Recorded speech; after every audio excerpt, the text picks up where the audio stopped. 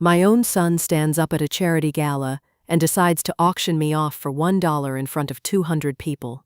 I sat there at table 12 while everyone stared at me with pity. Brandon was smiling at the microphone like he'd just told the funniest joke. "She sits at home writing her little mystery novels," he said. "Maybe she'll even put you in one." Nobody was bidding. The silence was unbearable. Then a man in the back stood up and said, $1 million. The entire room went silent, a different kind of silent. And when that man walked forward and introduced himself, my son's face went from confident to white in about 3 seconds. Because here's what Brandon didn't know. What nobody in that room knew. While he was up there humiliating me, someone had been sitting in the back, watching everything, knowing exactly who I really was.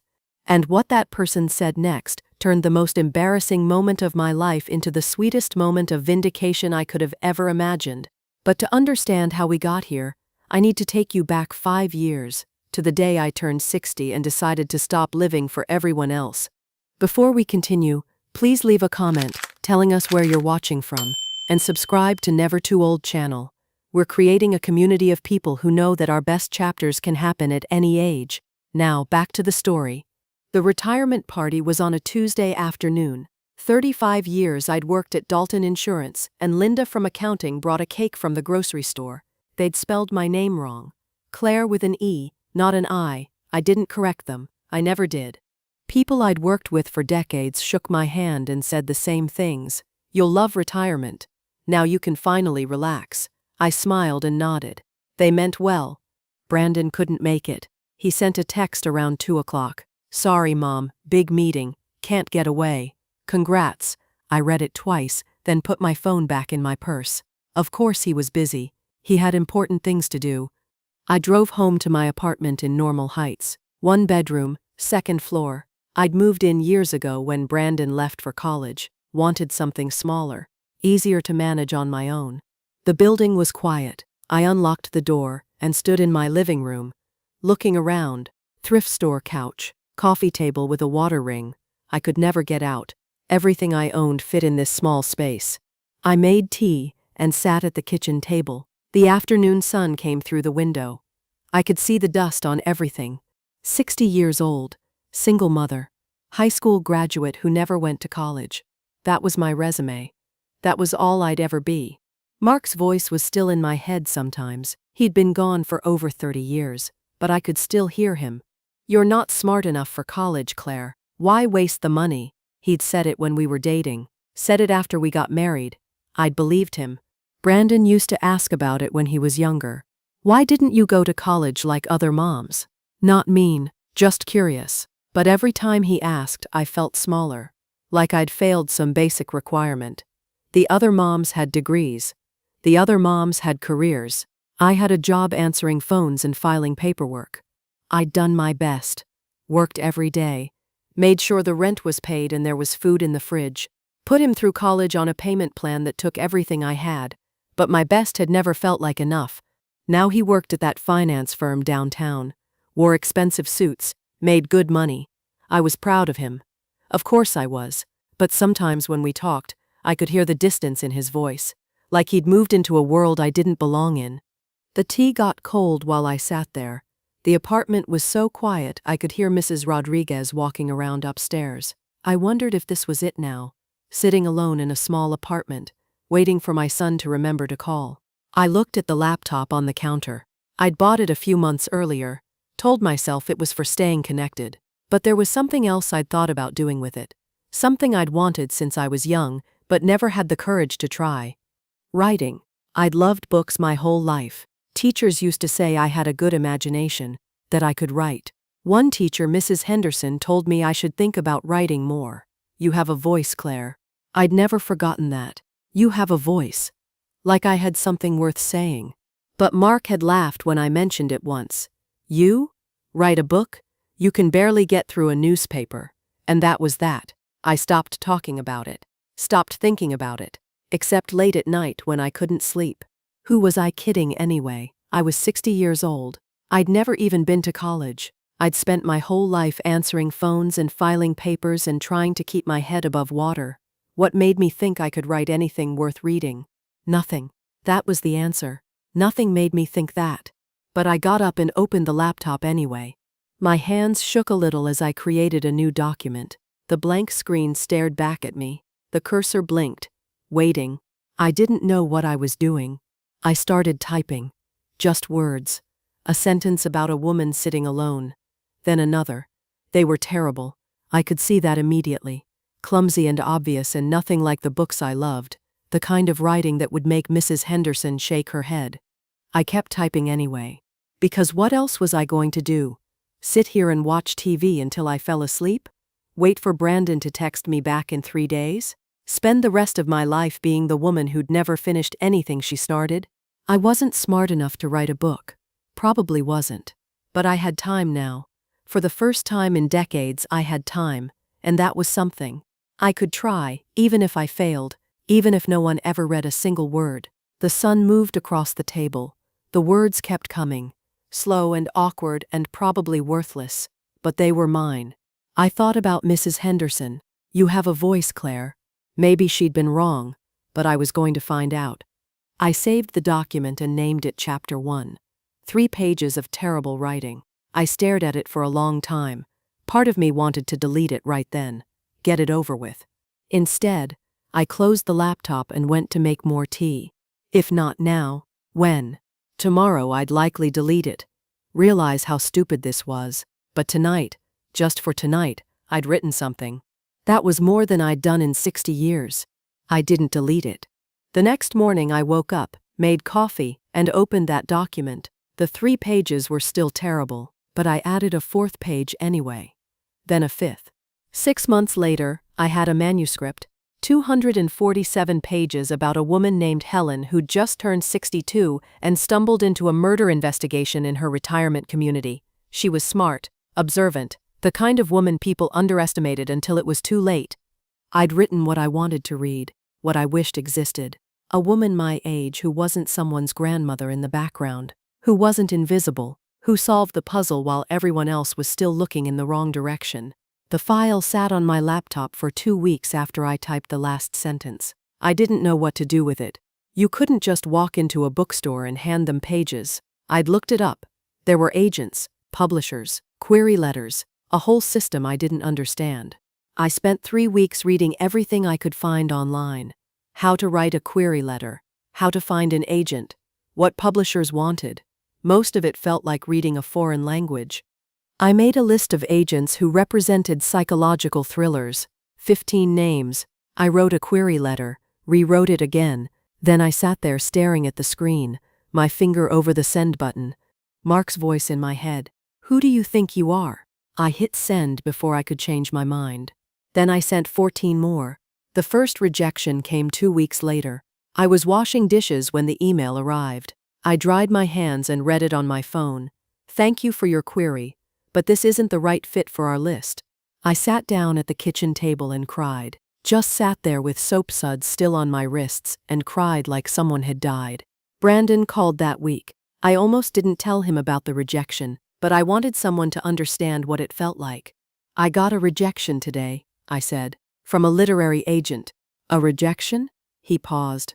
Mom, I don't want to be harsh, but maybe this is a sign. You're 60 years old. How many 60-year-olds get book deals? The publishing world is pretty competitive, and they're looking for young, fresh voices.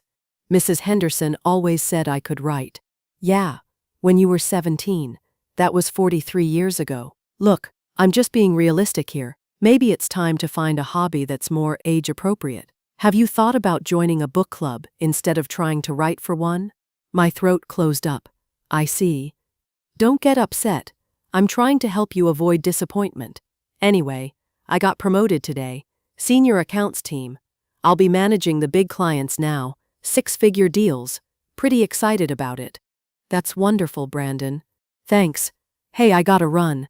Client dinner in an hour. These things wait for no one. You understand. He hung up before I could say goodbye. The second rejection came 3 days later. Then the third. Then the 5th. I stopped counting after the 10th one. They all said basically the same thing. Not right for us. Not what we're looking for. We'll pass. By the 20th rejection, I was staring at the delete button on my manuscript file. My cursor hovered over it. One click and it would be gone. I could pretend I'd never tried, never failed. Go back to being exactly who I'd always been. Brandon had been right. I was too old for this, too late. The publishing world didn't want women my age writing books. My finger was on the mouse. Ready.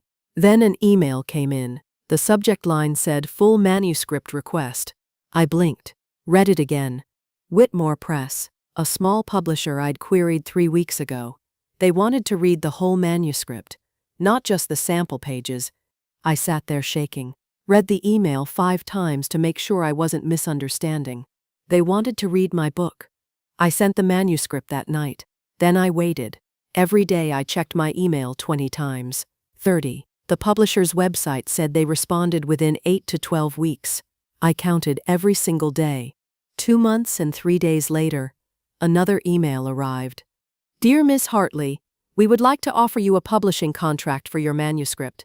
I read that line until the words stopped making sense. Then I read it again.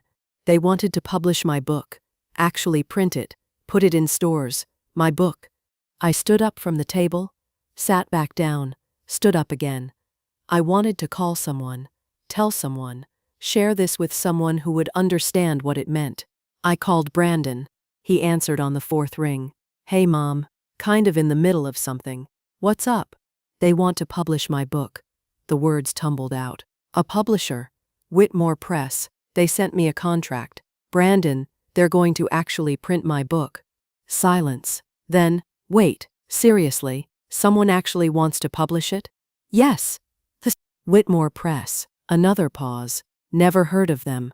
Are you sure they're legit? There are a lot of scams targeting older people who want to be writers. Did they ask you for money? The excitement drained out of me. They're a real publisher, Brandon. Okay, but have you Googled them? I'm just saying. A real publisher probably wouldn't want, no offense, but what kind of publisher goes after first-time authors your age? They specialize in mysteries and thrillers. Right. So what's the advance? $500? $1,000? I read somewhere these small presses barely pay anything. You're not expecting to make real money off this, are you? I looked at the contract still open on my screen. I haven't looked at all the details yet. Well, that's the first thing you should check. Don't get your hopes up about this being some kind of career. It's probably just vanity publishing with a professional name. Which is fine. If it makes you happy to say you have a published book, that's nice. Just don't quit your day job. Oh wait, you already did that. He laughed at his own joke. I should let you go, I said quietly. Yeah, I really do have to run. This client call started 5 minutes ago, and we're talking about a $3 million account. Real high-stakes stuff. But hey, congrats on the book thing. That's different. Talk later. The line went dead. I sat there holding the phone, staring at my contract. A contract from a real publisher who wanted my work. But all I could hear was Brandon's voice. Vanity publishing. Don't quit your day job. First-time authors your age. He'd hung up. Didn't say he was proud. Didn't ask what the book was about. Didn't even sound happy for me. Just assumptions that I'd been scammed. That this wasn't real. That I was too old for anyone to actually want my work. I looked at the contract again. It said they were printing 5,000 copies. It said they thought my book could find an audience. It said someone believed in me. Brandon just didn't happen to be that someone. The publisher asked if I wanted to use a pen name. I said yes immediately. It felt safer, like I could keep Claire Hartley separate from whoever was about to have a book published, like I could hide if this went wrong. I spent an hour trying different combinations. SJ Morrison, close enough to my real name that it felt like me. Different enough that I could disappear behind it if Brandon turned out to be right. The book came out 6 months later. No book tour, no interviews. They printed 5,000 copies and sent me 10. I held one in my hands and couldn't believe it was real. My name on the cover. Well, not my name, but close enough. The first week, nothing happened. I checked the sales rank on Amazon every hour. It was in the 600,000s, then the 500,000s, moving so slowly, I couldn't tell if anyone was buying it at all. Then a review appeared. 5 stars. The title was Finally. I clicked on it. Finally, a thriller with a protagonist who looks like my mother. I'm so tired of reading about 25-year-old detectives. Helen is 62, smart, and doesn't take anyone's nonsense. This is the book I've been waiting for. Thank you, SJ Morrison. Please write more. I read it 10 times. Then I cried. Not like I'd cried after that first rejection. This was different. This was someone I'd never met. Someone who didn't know my real name, telling me my book mattered. Maybe Mrs. Henderson had been right all those years ago. Maybe I did have a voice. I opened a new document and titled it, Book 2. The second book came faster. 4 months instead of 6. I knew what I was doing this time. Helen was back, older by a year, sharper. The mystery was tighter, the writing was better. Sales of the first book kept climbing, slow but steady. Reader reviews appeared every few days, most of them from women my age who said they'd finally found a character they recognized. I read every single one. Whitmore Press called when I was halfway through the manuscript. They wanted book 2. The contract they sent was better than the first one. More money, longer deadline. They were paying attention now. Brandon came over for dinner on a Tuesday. I was at the kitchen table typing when he arrived. He'd let himself in with the spare key I'd given him years ago. Still at it, huh? He kissed the top of my head. That's nice, Mom. Keeps you busy. I saved the document and closed the laptop. Book 2 is coming out in 3 months. That's great. He opened my refrigerator, pulled out a beer I'd bought for his visits. Hey, so they're making me senior account manager, youngest person to get the position in like 10 years. Big raise, corner office next month. Brandon, that's wonderful. Yeah, it's pretty huge. Nash told me I'm on the partner track if I keep this up. We're talking serious money in a few years. He talked about his accounts through dinner, the clients he was landing, the deals he was closing. I listened and nodded, and asked questions. He finished his beer and stood to leave. Wait, I wanted to tell you about the book launch. The publisher is doing an event at a bookstore in Hillcrest. Small thing, but they're going to have copies for sale. He cut me off. That's really cool, Mom. Text me the details and I'll see if I can make it. I've got a crazy few weeks coming up. He was already at the door, checking his phone. Thanks for dinner. I'll text you later. He didn't text later. 3 months later, Brandon showed up at another Tuesday dinner with someone new. Her name was Jessica. She had straight dark hair and wore a blazer even though it was just dinner at my apartment. She shook my hand instead of hugging me. It's so nice to finally meet you, Claire. Brandon talks about you all the time. We sat at my kitchen table. I'd made lasagna, the one dish I knew how to make well. Jessica picked at it while Brandon ate 2 helpings. Brandon mentioned you write, Jessica said. That's so sweet. What do you write? Romance novels? Psychological thrillers, actually. Oh, she laughed. Same thing, right? Stories. I opened my mouth to explain the difference, but Brandon was already talking about the restaurant they'd tried last weekend. Jessica's hand rested on his arm while he talked. She laughed at his jokes. She belonged to the world he'd built, the one where I was his mother who wrote little books. I cleared the plates. Brandon and Jessica left 20 minutes later. She hugged me at the door, quick and polite. You have such a cozy little place. Very charming. Book 2 came out the next week. The sales were stronger than the first book. It climbed into the top 10,000 on Amazon within 2 days. The reviews kept coming. More emails. More women thanking me for writing Helen. One email arrived on a Sunday morning. I was drinking coffee, still in my robe. Dear SJ Morrison, I'm 64 years old. 3 years ago my husband died, and I thought my life was over. I thought I was just waiting to die too. Then I found your books. Helen is my age. She's smart and capable, and doesn't let anyone dismiss her. Your character showed me I'm just beginning. Thank you for giving me hope. Please keep writing. We need you. I read it 5 times, then I cried into my coffee. I forwarded it to Brandon with a message. This is why I write. 3 days later, he responded. That's sweet, Mom. People are really nice online, aren't they? I stared at his text for a long time. People are nice online. Like the email was just someone being polite. Like it didn't mean my work had changed how another human being saw their life. But I was learning. I didn't need Brandon to understand. The woman who wrote that email understood. That was enough. An email came from New York 2 weeks later. The sender's name was Patricia Reeves, literary agent. I almost deleted it, thinking it was spam. Dear Ms. Morrison, I've been watching your sales trajectory with interest. Your books are finding an audience in an underserved market. I'd like to discuss representation for your future work. Would you be open to a conversation? I Googled her. Patricia Reeves represented best-selling thriller writers, real ones, the kind whose names I recognized from bookstore displays. We talked on the phone the next day. She had a direct way of speaking that reminded me of Helen. You're writing for women our age, and publishers are finally paying attention. Your numbers are good. Not great yet, but growing consistently. I think with the right publisher and marketing, you could be hitting lists. Real lists. You mean? I mean USA Today to start. New York Times if we do this right. Book 3 is going to be the turning point. Are you working on it? I just started. Good. Finish it. Send it to me. I'll find you a bigger house. I signed with Patricia a week later. She called me by my real name in private, Claire, but to the publishing world I was SJ Morrison. She was fine with that. Whatever makes you comfortable, the work is what matters. Over the next months, Patricia taught me things Whitmore Press never had. How to negotiate. What to ask for.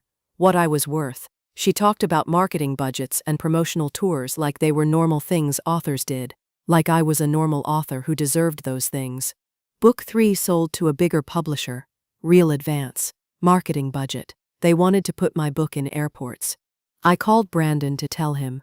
I'd tried to stop needing his approval, but this felt big enough that he'd have to recognize it. They want to put my next book in airport bookstores, I said. A major publisher. Patricia says it could hit the USA Today list.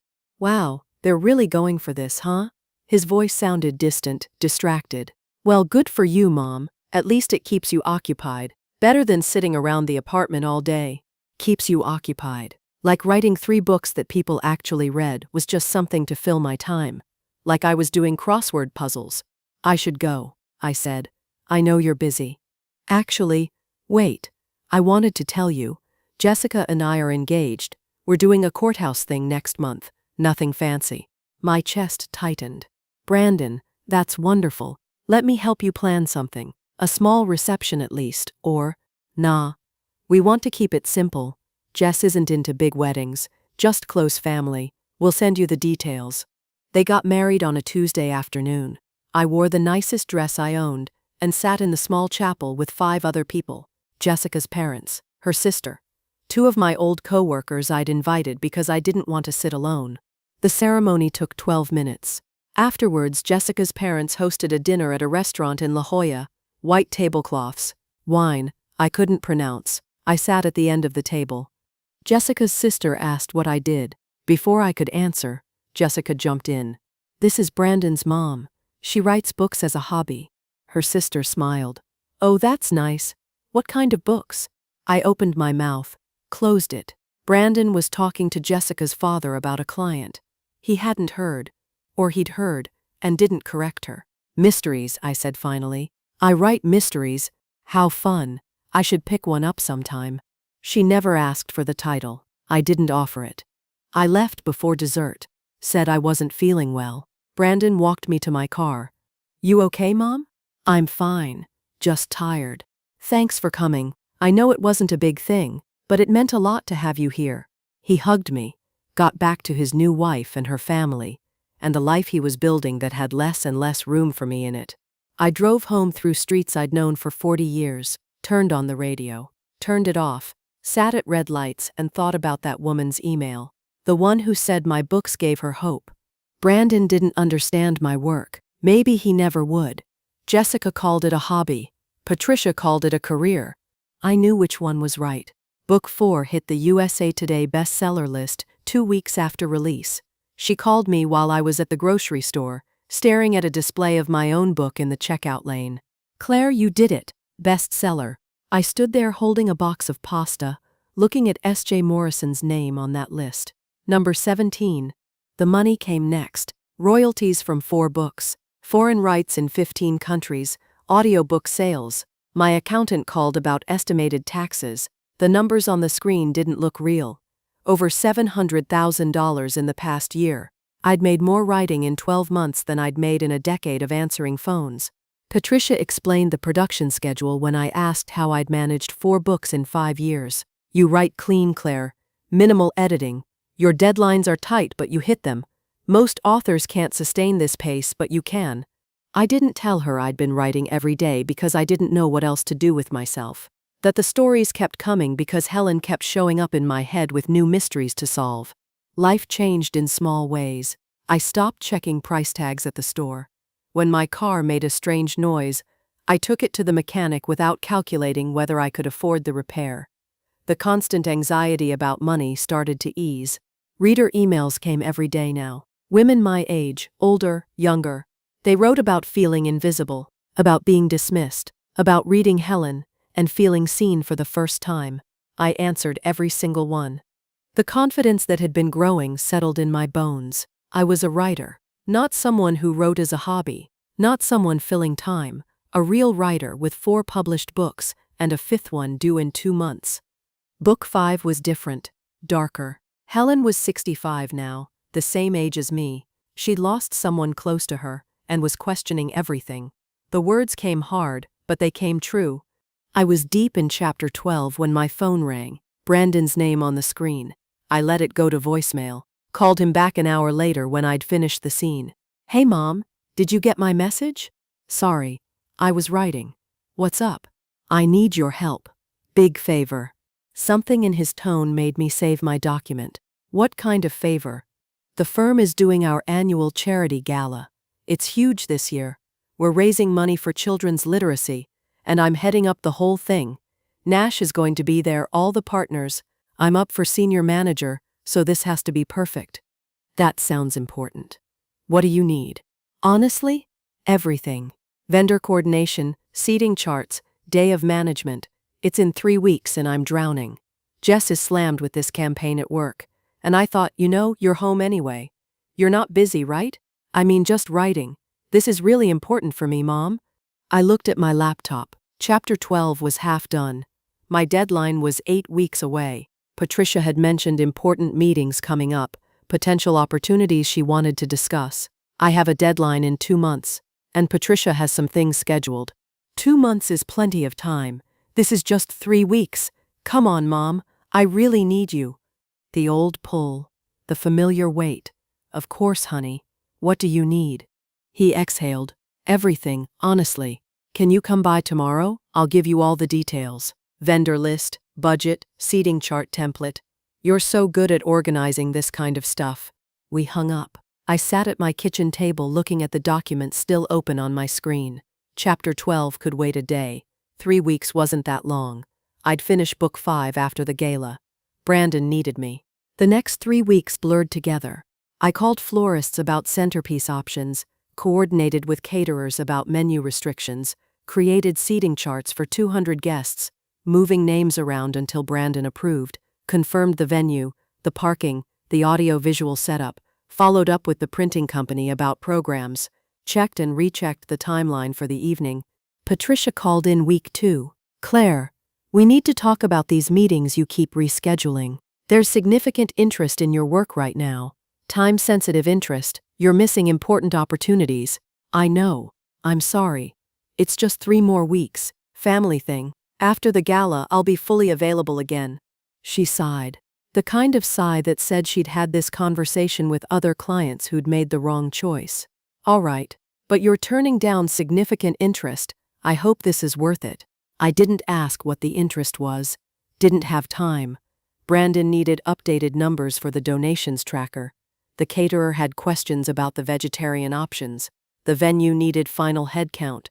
Jessica stopped by one afternoon while I was on the phone with the florist. She let herself in, set her purse on my counter. Still working on the gala stuff? She asked when I hung up. Just confirming the flower delivery time. That's great. I mean, you're home all day anyway, right? It's not like you have a real office to go to. I looked at her expensive handbag, and her silk blouse, and her nails that someone else had painted. I have deadlines, Jessica, for my books. Oh, right, your books, she smiled. Brandon appreciates this, He's so stressed with the real work, the client stuff. This helps him out a lot.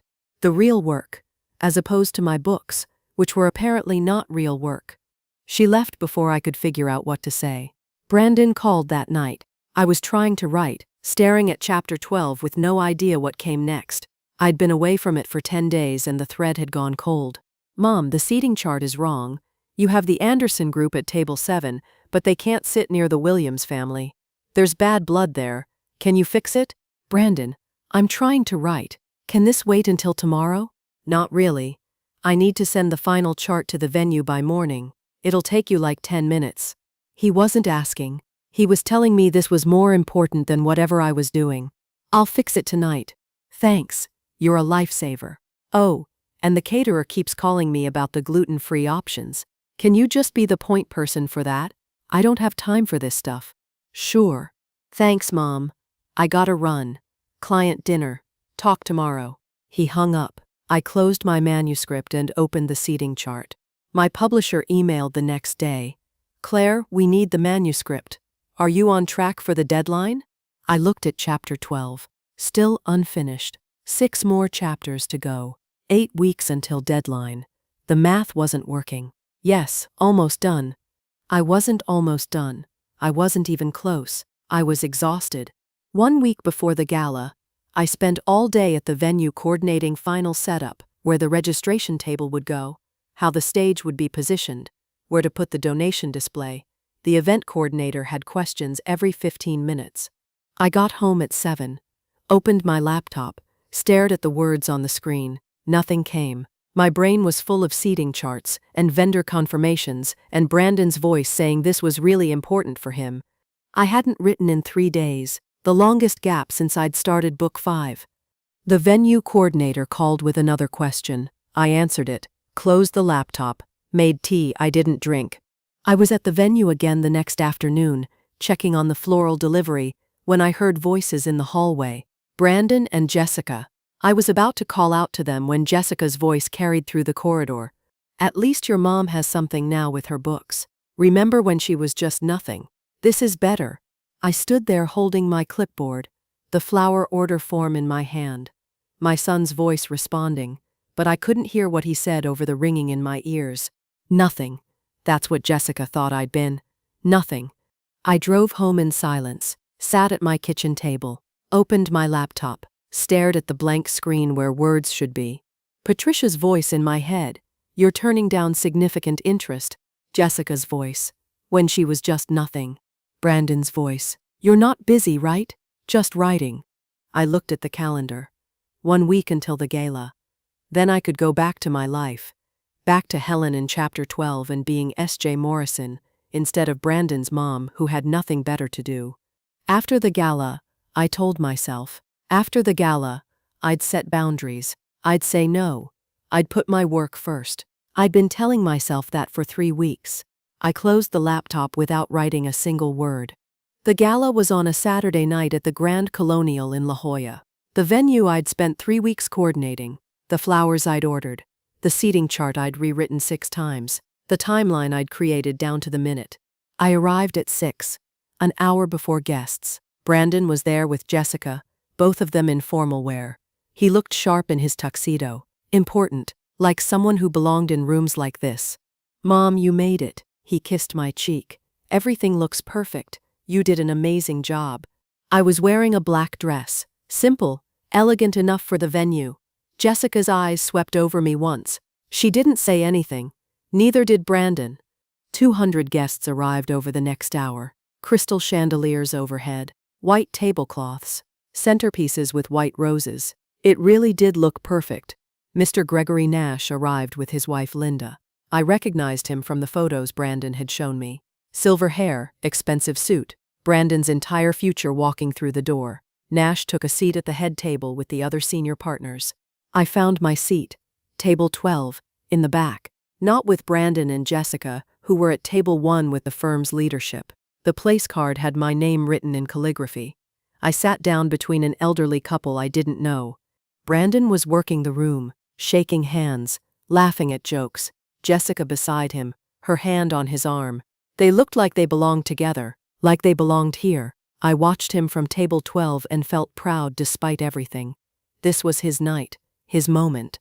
Dinner started, salad, then the main course. I picked at my food, watched the room. Everyone was having a good time. The event was a success. The auction started after dinner. The auctioneer was professional, energetic. Items went up one by one. Private golf lessons with the firm's CEO went for $25,000. A weekend at an exclusive Cabo resort with private yacht access for $40,000. A rare wine collection, vintage 1982 Bordeaux, for $35,000. The totals kept climbing. Brandon stood near the stage, watching the numbers. I could see him relaxing. The money was pouring in. Mr. Nash was smiling. The partners were pleased. The auction kept going. Brandon was loose now, joking with people at his table. I saw him lean over to Jessica, whisper something. She laughed, nodded, said something back. He looked around the room with this satisfied smile. Everything was going perfectly. The money was rolling in. Nash was pleased. He'd pulled this off. Then he stood up, walked toward the microphone. Something in the way he moved made my chest tighten. That confident swagger, the grin on his face. He grabbed the microphone, tapped it twice. "Ladies and gentlemen, I have a special last-minute item." I knew. Right then, I knew something bad was about to happen. The room's attention shifted, 200 faces turning toward him. I'm auctioning off lunch with my wonderful mother. And there it was. The most embarrassing moment of my life, unfolding in front of 200 people while my son smiled like he'd just told the funniest joke in the world. Silence, then scattered, nervous laughter. People looking around to see where his mother was sitting. She sits at home writing her little mystery novels. Maybe she'll even put you in one. More uncomfortable laughter. People glancing at each other, not sure if this was a joke or serious. I kept perfectly still, hands folded in my lap, face neutral. Starting bid, $1. Come on, who wants to have lunch with my mom? Complete silence now. No one was bidding. No one was laughing anymore. People were looking at me with something like pity. Some looked away, embarrassed for me, embarrassed for him. I'd had years of practice at this. Years of Brandon saying things that cut without meaning to. Years of holding still while people looked at me like I was something small. Jessica was beside him at table 1, smirking. Like this was funny. Like humiliating me in front of 200 people was entertainment. Brandon was still smiling, waiting for someone to bid, to play along. No one did. The silence stretched. 5 seconds, 10. Brandon's smile starting to look uncertain. Then a voice from the back, clear, calm, $1 million. The room went silent. A different kind of silent. Every head turned. A man stood up slowly. Distinguished, maybe 50, dark suit. He started walking toward the front. Every eye in the room following him. Brandon's smile froze. "I'm sorry, what?" I said $1 million. The man's voice carried clearly through the room. "I'm Peter Lawson, head of content development at Netflix." Brandon's face went pale. "Netflix? I don't understand." Peter stopped in the center aisle, turned to address the entire room. Not Brandon, everyone. "For those who don't know, this woman is SJ Morrison, best-selling author of the Silent Witness series." A gasp from somewhere in the crowd. A woman at a nearby table pulled out her phone, started typing frantically. "Oh my God," she said, loud enough for people around her to hear. "I've read all her books." Another guest stood up. "Wait, you're SJ Morrison? My entire book club is obsessed with you." A woman from table 3, the Silent Witness series? Helen is my favorite character. Peter continued, his voice calm and professional. "Miss Hartley, I've been trying to reach you for 2 months about a significant opportunity." He turned to look directly at me. "We want to adapt the Silent Witness series, all 4 books, full production deal with Netflix." People gasping, phones coming out. Someone took a photo. "This is extremely time-sensitive," Peter said. "We have a limited production window. The deal we're discussing is worth tens of millions of dollars. When your agent mentioned you were unavailable because you were helping family with a charity commitment, I did some research. Your son's firm. This gala. I took a calculated risk you'd be here." Peter turned back to the room. "Miss Hartley holds all the rights to her work. Without her approval, none of this moves forward. $1 million is more than fair for the opportunity to finally meet with her. But we need to move immediately. Every day we delay, we risk losing our production slot. The auctioneer found his voice, stammered. That's the highest single donation of the entire evening. The room erupted. Applause, people standing, moving toward me. Can I take a photo with you? I didn't know you were local. When is book 5 coming out? Will you sign my copy? I'll buy a physical one. Brandon was frozen at the microphone. Jessica had gone completely white beside him. Mr. Nash was watching Brandon. The look on Nash's face wasn't pride, it was disappointment. Slowly shaking his head. People were crowding around me, asking questions, wanting photos, telling me how much Helen meant to them. Brandon had always said, "That's nice, Mom," in the voice you use for a child showing you a crayon drawing. Jessica called it a hobby. I was too old, too late, doing something that wasn't real work. And now 200 people knew my name. A woman my age grabbed my hand. Her eyes were wet. You made me feel visible again. Thank you. I'd spent most of my life invisible. To Mark. To Brandon. Even to myself sometimes. But not to these people. Not to the readers who wrote me emails. Not to the women who saw themselves in Helen. Brandon was still standing at the microphone. Watching this, finally seeing what I'd been trying to tell him. Mr. Nash stood up from the head table, walked over. The crowd parted for him. "Miss Hartley," he said, "I just learned you're SJ Morrison. My wife Linda is a huge fan of your work. She's read all 4 books.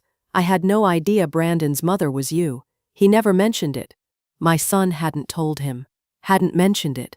Because to Brandon, what I did wasn't worth mentioning. "I use a pen name," I said. "It keeps things separate." Nash shook his head slowly. "We would have been honored to have you at our table. A best-selling author. A Netflix deal.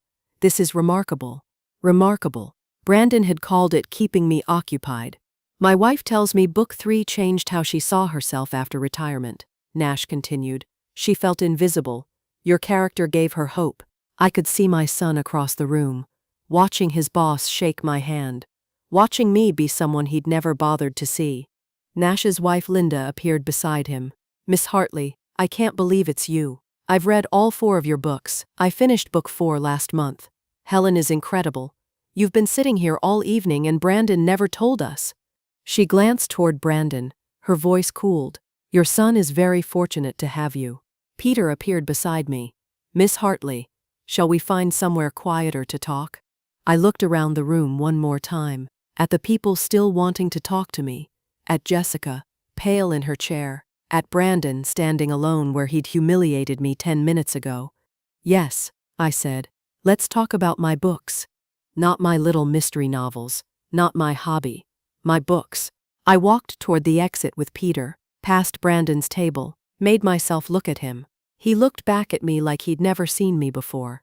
Like I was a stranger. Maybe I was. Maybe I'd been a stranger to him all along, and he'd just never bothered to notice. The cool air hit my face as we stepped outside. Peter was already talking about production schedules and casting ideas, but I was still thinking about that room, about Brandon's face, about Nash's disappointment, about people finally seeing me, about feeling visible for the first time in my life. I talked with Peter for an hour outside the venue. Production timelines, casting ideas, rights negotiations. He was professional, enthusiastic. This was real. This was happening. When I got home, my phone had 17 missed calls, 12 texts, and off and went to bed. The next morning, I sat at my kitchen table with coffee, laptop open but not writing yet. My phone was still off. I wasn't ready to look at the messages. Wasn't ready to process what had happened. The doorbell rang at 9. I looked through the peephole. Brandon. He was wearing jeans and a t-shirt, not his work clothes. His eyes were red. He looked like he hadn't slept. I opened the door. Didn't say anything. Just stepped back to let him in. He came inside. Stood in my living room. The same living room where he'd eaten dinner 100 times. Where he'd dismissed my work. Where Jessica had called my apartment cozy. I sat at the kitchen table, waited. He sat across from me. Opened his mouth, closed it. Tried again. "Mom, He stopped. Started over. "Mr. Nash pulled me aside after you left. I didn't say anything." He asked me how I could speak about my own mother that way. In front of clients, in front of everyone. Brandon's voice was rough. He said it showed poor judgment, poor character, that the way someone treats their family says everything about who they really are. I took a sip of coffee. Let him keep talking. I thought I was being funny. I thought it was just a harmless joke. His voice cracked. But it wasn't harmless, and your work isn't something to joke about. It never was. I set my cup down. No, Brandon, it's not a hobby. It's my career. It's who I am. His eyes filled with tears. Netflix, $1 million donation, USA Today bestseller, and I called your work little mystery novels in front of everyone. I auctioned you off for $1 like you were nothing. You gave up everything for me, he continued. Working all those years to put me through school. Your dreams, your whole life, and I treated your success like it was nothing, like it didn't count because it wasn't what I do. You did, I said quietly. I tried to tell you. You never actually listened. I'm so sorry. He was crying now. I don't have an excuse. I was stupid and selfish and I hurt you. I'm so sorry, Mom. The old pull was there. The instinct to smooth this over. To say it's okay. To make him feel better. To be the mother who fixed everything. But it wasn't okay. And I wasn't going to say it was. I love you, I said. I'll always love you. But things have to change between us. He leaned forward. Anything. Tell me what you need, please. I took a breath. I need you to stop expecting me to drop everything when you call. I have deadlines. I have meetings that matter. My work is real work, Brandon, not something to fill my time. He nodded, wiping his eyes. I need you to actually listen when I talk about my work, not just nod and change the subject to your life. And I need you to understand that I'm not just your mother. I'm Claire. I'm a writer. I have my own life that doesn't revolve around you. You're right, he said. All of it. I'll do better. I swear I'll do better. You have a chance to prove that, I said. But I'm done sacrificing myself to make your life easier. Those days are over. Can I make this right? His voice was small. Can we fix this? We can try, I said. But you have to actually try, not just say you will. He nodded, hesitated. Jess wanted to come too. She's ashamed of how she treated you. She's been crying since last night. She can call me when she's ready, I said. But you came here first. That means something. I smiled a little. Start by reading one of my books. Actually reading it, not skimming, not pretending. Actually read it and tell me what you think. He laughed through his tears. I'll read all 4. I should have read them a long time ago. I should have been your biggest supporter instead of your biggest critic. Yes, I said. You should have. We sat there for a minute. Then he stood. I stood too. He hugged me. It felt different this time. Like something had shifted. Like a boundary had been drawn. And we both knew it was there. I love you, Mom. I love you too. He left. I watched him walk to his car from the window. Watched him drive away. Then I sat back down at my kitchen table.